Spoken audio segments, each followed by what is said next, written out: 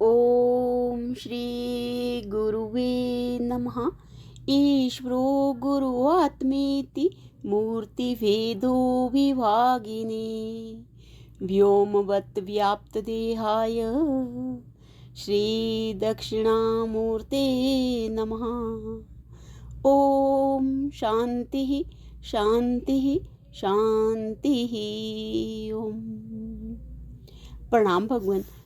विचार सागर दर्पण स्वामी श्री मनोहरानंद जी महाराज और हमारा प्रथम तरंग चल रहा है भगवान, जिसमें अधिकारी का वर्णन और ज्ञान के अंतरंग साधन स्वामी जी बता रहे हैं।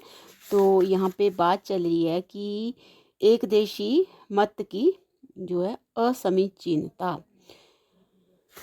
तो यहाँ पे रहस्य जो बताया स्वामी जी ने दशम पुरुष का, तो यही यहाँ पे बता रहे हैं कि भी जैसे दशम पुरुष को मन और नेत्र द्वारा प्रत्यक्ष करने योग्य अपने दसवें पन का मन व नेत्र साधन सामग्री के होने पर भी अप्रोक्ष बोध नहीं हुआ, किंतु दसम पुरुष तू है इस वाक्य से ही अप्रोक्ष ज्ञान हुआ है।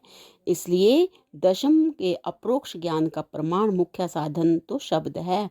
मन और नेत्र उस शब्द के सहकारी हैं।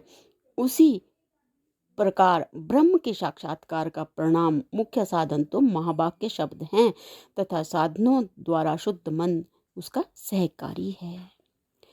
एक देशी का मत है कि भाई जिस पदार्थ का प्रत्यक्ष ज्ञान होता है उसके विषय में असंभावना और विपरीत भावना नहीं हुआ करती। प्रत्यक्ष ज्ञान जिस पदार्थ का होता है तो उस विषय में असंभावना और विपरीत भावना नहीं हुआ करती।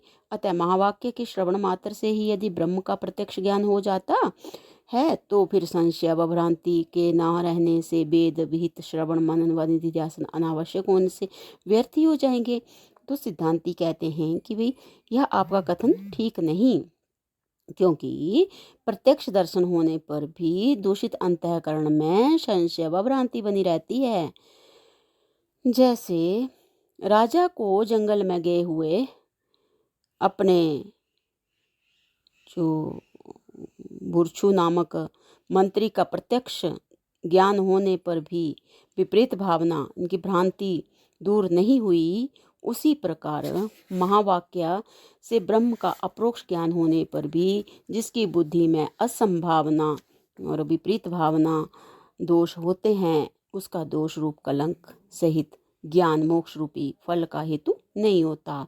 ऐसे संशयालु व भ्रांत साधक को दोष की निवृत्ति के लिए श्रवण मनन निधिध्यासन करना चाहिए, और जिस उत्तम साधक के हृदय में संशय आदि दोष नहीं है उसके लिए श्रवण आदि की कोई आवश्यकता नहीं है। अतः अकृतोपासन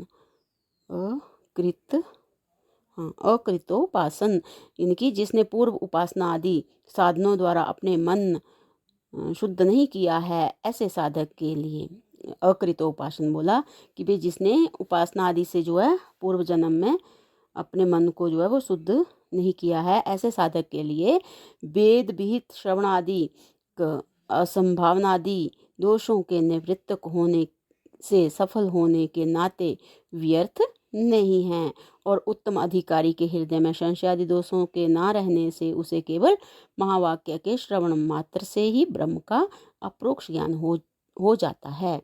पंचदशी कार स्वामी श्री विद्यारण्य जी महाराज भी इसी बात को समझाते हुए कहते हैं।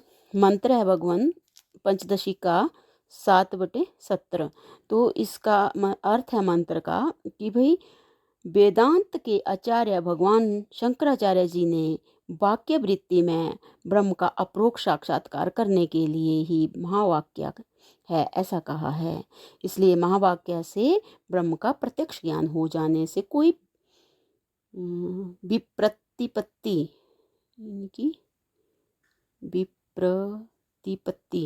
इनकी वैमत्य नहीं रहती। इस प्रकार आचार्यों का स्पष्ट संकेत होने पर भी जो एक देशी महावाक्य से प्रोक्ष ज्ञान है उन्हें संकेत करते हुए श्री पंचदशीकार कहते हैं। तो ये आगे मंत्र है भगवान 7/71 इसका अर्थ है मंत्र का कि इतना सब सुन चुकने पर भी जो लोग यह कहते ही जाते हैं कि महावाक्य से प्रोक्ष ज्ञान ही होता है, उनका शास्त्र सिद्धांतों का ज्ञान तो बहुत बढ़िया है, अर्थात हंसी के योग्य है। वास्तव में वे सिद्धांत रहस्यों को नहीं जानते। इस प्रकार उन पर उपहास करते हुए स्वामी जी, श्री विद्यारण्य स्वामी जी फिर से कहते हैं, तो भगवान इस मंत्र का अर्थ फिर से ले लें एक बार कि भाई इतना सब कुछ सुन चुकने पर भी जो लोग यह कहते ही जाते हैं कि महावाक्य से प्रोक्ष ज्ञान ही होता है, तो स्वामी जी कह रहे हैं कि उनका शास्त्र सिद्धांतों का ज्ञान जो वो बहुत बढ़िया है, अर्थात हंसी के योग्य है। वास्तव में वे सिद्धांत रहस्यों को नहीं जानते। इस प्रकार उन पर उपहास करते हुए स्वामी जी आगे कह रहे हैं मंत्र नंबर 7 जो है 81 है। तो भगवान इसका अर्थ जो है वो हम अगले सत्संग से लेते हैं। प्रणाम भगवान। ओम शांति ही शांति ही शांति।